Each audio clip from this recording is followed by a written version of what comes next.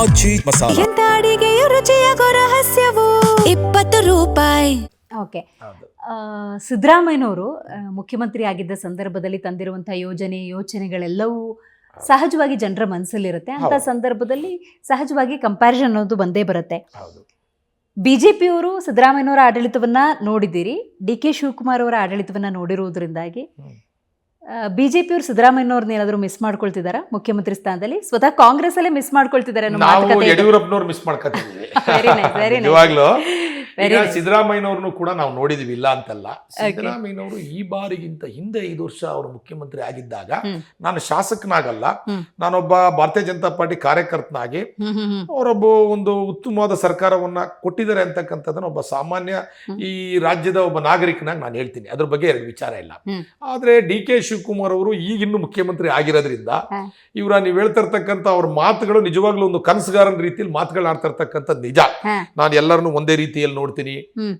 ಸರ್ಕಾರಗಳು ಭ್ರಷ್ಟಾಚಾರದಿಂದ ದೂರವಾಗಿರ್ಬೇಕು, ಯಾವುದೇ ಅಧಿಕಾರಿ ಭ್ರಷ್ಟಾಚಾರವನ್ನ ಮಾಡಿದ್ರೆ ನಾನು ಸಹಿಸಲ್ಲ, ಮತ್ತೆ 224 ಶಾಸಕರನ್ನು ಕೂಡ ಒಂದೇ ಜೊತೆಗೆ ತಗೊಂಡೋಗ್ತಕ್ಕಂಥ ಕೆಲಸವನ್ನ ಮಾಡ್ತೀನಿ, ವಿರೋಧ ಪಕ್ಷವನ್ನು ಕೂಡ ಜೊತೆಗೆ ತಗೊಂಡೋಗ್ತಕ್ಕಂಥ ಕೆಲಸವನ್ನ ಮಾಡ್ತೀನಿ ಅಂತಕ್ಕಂಥ ಮಾತುಗಳನ್ನ ನಾನು ವಿಧಾನಸಭೆಯಲ್ಲೂ ಕೂಡ ಆಡಿರ್ತಕ್ಕಂಥ ನಾನು ನೋಡಿದ್ದೀನಿ. ಆದ್ರೆ ಮುಂಬರ್ತಕ್ಕಂಥ ದಿನಗಳಲ್ಲಿ ಈ ಅಧಿವೇಶನ ನಡೀತಕ್ಕಂಥ ಸಂದರ್ಭ ಕಳೆದ ಮೇಲೂ ಕೂಡ ಮುಂಬರ್ತಕ್ಕಂಥ ದಿನಗಳಲ್ಲಿ ವಿರೋಧ ಪಕ್ಷ ಶಾಸಕರನ್ನ ಯಾವ ರೀತಿ ವಿಶ್ವಾಸಕ್ಕೆ ತಗೋತಾರೆ, ಆ ಕ್ಷೇತ್ರದಲ್ಲೂ ಕೂಡ ಕರ್ನಾಟಕ ರಾಜ್ಯದ ಜನತೆನೇ ಇರ್ತಕ್ಕಂಥದ್ದು, ಅಲ್ಲೂ ಕೂಡ ಕಾಂಗ್ರೆಸ್ಗೆ ಮತ ಕೊಡಿರ್ತಕ್ಕಂಥ ಮತದಾರರು ಇರ್ತಾರೆ, ಗೆದ್ದಿರ್ತಕ್ಕಂಥ ಬಿಜೆಪಿ ಕೊಡಿರ್ತಕ್ಕಂಥ ಮತದಾರರು ಇರ್ತಾರೆ. ಇಡೀ ರಾಜ್ಯಕ್ಕೆ ನಾನು ಮುಖ್ಯಮಂತ್ರಿ ಅಂತಕ್ಕಂಥ ಸಂದೇಶವನ್ನ ಅನುದಾನದಿಂದ ಹಿಡಿದು ಆಡಳಿತದಿಂದ ಹಿಡಿದು ಎಲ್ಲ ವಿಚಾರದಲ್ಲೂ ತೋರಿಸ್ತಾರ ಅಂತಕ್ಕಂಥದ್ದನ್ನ ಕಾದು ನೋಡ್ಬೇಕು ಅಂತಕ್ಕಂಥ. ಕಳೆಸಲ ಅಧಿವೇಶನದಲ್ಲಿ ಮಹೇಶ್ ತೆಂಗಿನಕಾಯಿ ಅವರು ಗೃಹಲಕ್ಷ್ಮಿದು 5,000 ಕೋಟಿ ಏನಾಯ್ತು ಅಂತ ನೇರವಾಗಿ ಪ್ರಶ್ನೆ ಮಾಡಿದ್ರು. ಈ ಸಲ ಅಧಿವೇಶನದಲ್ಲಿ ಅಂಕಿಅಂಶ ಇಟ್ಕೊಂಡು ಅದೇ ರೀತಿ ಪ್ರಶ್ನೆ ಮಾಡ್ತೀರಾ ನೀವೆಲ್ಲ? ಖಂಡಿತವಾಗ್ಲೂ ಕೂಡ ಈ ಬಾರಿ ಕೂಡ ಅಧಿವೇಶನದಲ್ಲಿ ಅಂಕಿಅಂಶವನ್ನು ಇಟ್ಟು ಸರ್ಕಾರಕ್ಕೆ ಪ್ರಶ್ನೆ ಮಾಡ್ತಕ್ಕಂಥ ಕೆಲಸವನ್ನ ನಾವು ಮಾಡ್ತೀವಿ. ಸರ್ಕಾರದಿಂದ ಸರಿಯಾದ ಉತ್ತರ ಬರಲಿಲ್ಲ ಅಂತ ಹೇಳಿದ್ರೆ ನಿಜವಾಗ್ಲೂ ಕೂಡ ವಿರೋಧ ಪಕ್ಷವಾಗಿ ಹೋರಾಟ ಮಾಡ್ತಕ್ಕಂಥ ಕೆಲಸವನ್ನು ಕೂಡ ಮಾಡ್ತೀವಿ ಅಂತೇಳಿ ಈ ಸಂದರ್ಭದಲ್ಲಿ ಹೇಳ್ತೀನಿ. ನಿಮ್ಮ ಕ್ಷೇತ್ರದ ವಿಚಾರಕ್ಕೆ ಬರುವುದಾದ್ರೆ ಸದ್ಯದ ಸಮಸ್ಯೆಗಳೇನು, ಯಾವ ರೀತಿ ಪರಿಹಾರವನ್ನು ಕಂಡ್ಕೋಬೇಕು ಅಂದ್ಕೊಂಡಿದ್ದೀರಿ? ನಮಗೆ ಬಹುದೊಡ್ಡ ಸಮಸ್ಯೆ ಅಂತ ಹೇಳಿದ್ರೆ, ಅಂದ್ರೆ ಸಕಲೇಶ್ಪುರ ಕಂಪೇರ್ ಮಾಡ್ದಂಗೆ ಮಾತಾಡ್ತಾ ಇದ್ದೀನಿ. ಬಹುದೊಡ್ಡ ಸಮಸ್ಯೆ ಅಂತ ಹೇಳಿದ್ರೆ ನಮಗೆ ಪ್ರಾಣಿ ಸಂಘರ್ಷ, ಆನೆ ಮತ್ತು ಪ್ರಾಣಿ ಸಂಘರ್ಷಗಳು ಬಹುದೊಡ್ಡ ನಮಗೆ ಸಮಸ್ಯೆ ಆಗಿದೆ. ಹಲವಾರು ವರ್ಷಗಳಿಂದ ಯಾವುದೇ ಸರ್ಕಾರಗಳು ಕೂಡ ಒಂದು ಸರಿಯಾದ ಹೆಜ್ಜೆಯನ್ನು ಇಟ್ಟಿಲ್ಲ ಅಂತಕ್ಕಂಥದ್ದು ನಮ್ಮ ಭಾವನೆ. ಯಾಕೆ ಅಂತ ಹೇಳಿದ್ರೆ ಒಬ್ಬ ಬೆಳೆಗಾರ ಬೆಳೆದಂಥ ಬೆಳೆಯನ್ನ ಕ್ಷಣಾರ್ಧದಲ್ಲಿ ಹಾಳು ಮಾಡ್ತಕ್ಕಂಥದ್ದನ್ನು ನಾವು ನೋಡ್ತಾ ಇದ್ದೀವಿ.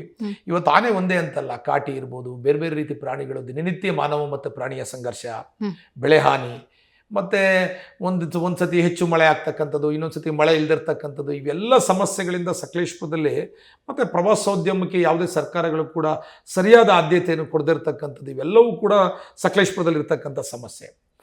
ಅದ್ರ ಜೊತೆಗೆ ಈ ಆಲೂರು ಕಟ್ಟಾಯ ಭಾಗಕ್ಕೆ ಬಂದಂಥ ಸಂದರ್ಭದಲ್ಲಿ ನಮಗೆ ಎಲ್ಲ ನಮ್ಮಲ್ಲಿ ಇರ್ತಕ್ಕಂಥ ನೀರಾವರಿ ಸಂಪತ್ತುಗಳನ್ನ ಬೇರೆ ತಾಲೂಕಿಗೆ ಕೊಡ್ತೀವಿ. ಈಗ ಹೇಮಾವತಿ ಹರಿದು ನಮ್ಮಿಂದ ಬಂದು ಗೋರೂರು ಡ್ಯಾಮ್ ಕಟ್ಟಿ ಮುಂಬರ್ತಕ್ಕಂಥ ತುಮಕೂರು ಇರ್ಬೋದು, ಮಂಡ್ಯ ಇರ್ಬೋದು, ಬೆಂಗಳೂರು ಗ್ರಾಮಾಂತರಕ್ಕೆ ತಗೊಂಡಾಗ ಉತ್ತಮವಾದ 2-3 ಬೆಳೆ ಬೆಳೀತಾರೆ. ಪಾಪ ನಮ್ಮಲ್ಲಿರ್ತಕ್ಕಂಥ ರೈತರು ಬರೀ ಮಳೆ ಆಧಾರಿತ ಬೆಳೆಯನ್ನು ನಂಬ್ಕೊಂಡು ಬೆಳೆಯನ್ನ ಬೆಳೀತಾ ಇದೀವಿ. ಇರ್ತಕ್ಕಂಥ ವಾಟೆಬೆಳೆ ಜಲಾಶಯ ಕೂಡ ಸರಿಯಾದ ಮೇಂಟೆನೆನ್ಸ್ ಇಲ್ದಲೆ ಸರಿಯಾಗಿ 18,000 ಎಕರೆಗೆ ಹರಿಬೇಕಾದಂಥ ನೀರು ಆಲೂರಲ್ಲಿ ಕೇವಲ 5,000 ಎಕರೆಗೆ ಹರಿತಾ ಇದೆ. ಆ ಸಂಪೂರ್ಣ ಜಲಾಶಯದ ನೀರು ಸಂಪೂರ್ಣವಾಗಿ 18,000 ಎಕರೆಗಳಿದ್ರೆ ಎಲ್ಲ ರೈತರು ಕೂಡ 2-3 ಬೆಳೆ ಬೆಳಿಬಹುದು. ನಮ್ಮ ರೈತರು ಕೂಡ ಆರ್ಥಿಕವಾಗಿ ಸಿರಿವಂತರಾಗಬಹುದು. ಈ ಕಟ್ಟಾಯಿಗೆ ಬಂದಂತ ಸಂದರ್ಭದಲ್ಲಿ ಕಟ್ಟಾಯದಲ್ಲಿ ಡ್ಯಾಮ್ ಇದೆ ಗೊರೂರಲ್ಲಿ, ನಮ್ಮಲ್ಲಿ ನಿತ್ತಂತ ನೀರು ಮುಂಬರ್ತಕ್ಕಂಥ ಜಿಲ್ಲೆಗಳಿಗೆ ಹರಿದು ಹೋಗುತ್ತೆ. ಅಲ್ಲಿರ್ತಕ್ಕಂಥ ರೈತರಿಗೆ ಸರಿಯಾದ ನೀರಾವರಿ ವ್ಯವಸ್ಥೆಗಳಿಲ್ಲ. ಹಾಗಾಗಿ ಬೇರೆ ಬೇರೆ ರೀತಿ ಸಮಸ್ಯೆಗಳಿಂದ ನಮ್ಮ ಕ್ಷೇತ್ರ ಸಮಸ್ಯೆಗಳು ಅನುಭವಿಸ್ತಾ ಇದೆ. ನಾನು ಸರ್ಕಾರಕ್ಕೆ ಹಿಂದೆ ನಮ್ಮ ಜಲಸಂಪನ್ಮೂಲ ಸಚಿವರಾದಂಥ ಡಿ ಕೆ ಶಿವಕುಮಾರ್ ಸಾಹೇಬ್ರ ಹತ್ರನೂ ಕೂಡ ನಾನು ಮನವಿನ ಮಾಡಿದ್ದೆ. ಈ ಭಾಗದ ಜಲಾಶಯಗಳ ಅಭಿವೃದ್ಧಿಗೆ ತಾವು ಹಣವನ್ನು ಕೊಡಬೇಕು ಅಂತಕ್ಕಂಥದ್ದು, ಕೊಡ್ತೀವಿ ಅಂತಕ್ಕಂಥ ಮಾತನ್ನ ಕೊಟ್ಟಿದ್ದಾರೆ. ಇನ್ನೂ ಕೂಡ ಏನು ಕೂಡ ಪ್ರೋಸೆಸ್ ಆಗಿಲ್ಲ. ಇವತ್ತು ಮಾನ್ಯ ಈಶ್ವರ್ ಖಂಡ್ರೆ ಅರಣ್ಯ ಸಚಿವರಾಗಿರ್ತಕ್ಕಂಥ ಸಂದರ್ಭದಲ್ಲಿ ಶಾಶ್ವತವಾದ ಪರಿಹಾರವನ್ನ ತಾವು ಮಾಡಬೇಕು. ಏಕೆ ಅಂತ ಹೇಳಿದ್ರೆ ದಿನನಿತ್ಯ ಪ್ರಾಣಿ ಮತ್ತು ಮಾನವ ಸಂಘರ್ಷದಿಂದ ಈ ಭಾಗದ ಜನತೆ ಹಲವಾರು ಜನಗಳ ಜೀವವನ್ನು ಕಳ್ಕೊಂಡಿರ್ತಕ್ಕಂಥದ್ದನ್ನ ನಾವು ನೋಡಿದ್ದೀವಿ. ಈ ಸಮಸ್ಯೆಗೆ ತಾವು ಅಂತ್ಯ ಆಡಬೇಕು. ಇಲ್ಲಿರ್ತಕ್ಕಂಥ ಸಂಪೂರ್ಣ ಆನೆಯನ್ನ ಸ್ಥಳಾಂತರ ಮಾಡಬೇಕು. ನಮ್ಮ ಜನ ನೆಮ್ಮದಿಯಾಗಿ ಜೀವನವನ್ನು ನಡೆಸಲಿಕ್ಕೆ ಅವಕಾಶವನ್ನು ಮಾಡಿಕೊಡ್ಬೇಕು ಅಂತಕ್ಕಂಥ ಭಾವನೆಯನ್ನ ನಾನು ಹಿಂದೆ ಅರಣ್ಯ ಸಚಿವರಾಗಿರ್ತಕ್ಕಂಥ ಅವ್ರಿಗೂ ಕೂಡ ಮನವಿನ ಮಾಡಿದ್ದೀನಿ. ಬಟ್ ಇನ್ನೂ ಕೂಡ ಯಾವುದೇ ರೀತಿಯ ಬಹುದೊಡ್ಡ ಪರಿಹಾರ ಏನಾಗಿಲ್ಲ.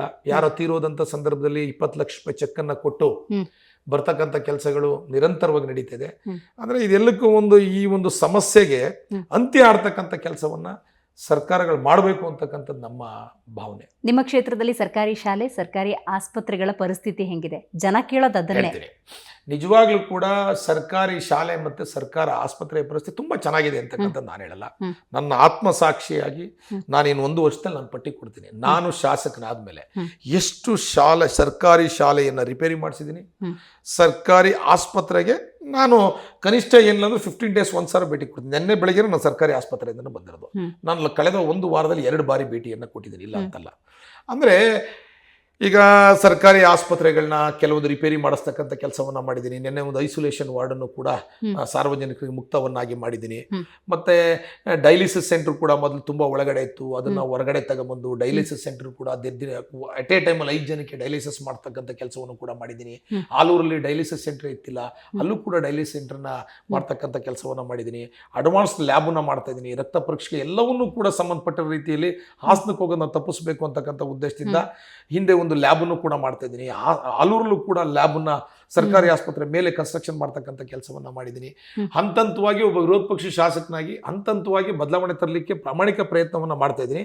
ನನ್ನ ಅವಧಿ ಒಳಗಡೆ ಮ್ಯಾಕ್ಸಿಮಮ್ ಸರ್ಕಾರಿ ಶಾಲೆಯ ಮೇಲ್ಛಾವಣಿ ಇರ್ಬೋದು, ಸರ್ಕಾರಿ ಶಾಲೆಗೆ ಬೇಕಾಗಿರತಕ್ಕಂಥ ಶೌಚಾಲಯ ಇರ್ಬೋದು, ಕುಡಿಯೋ ನೀರು ಇರ್ಬೋದು, ಕೊಡ್ತಕ್ಕಂಥ ಕೆಲಸವನ್ನು ನಾನು ಮಾಡ್ತೀನಿ ಅಂತೇಳಿ ಈ ಸಂದರ್ಭದಲ್ಲಿ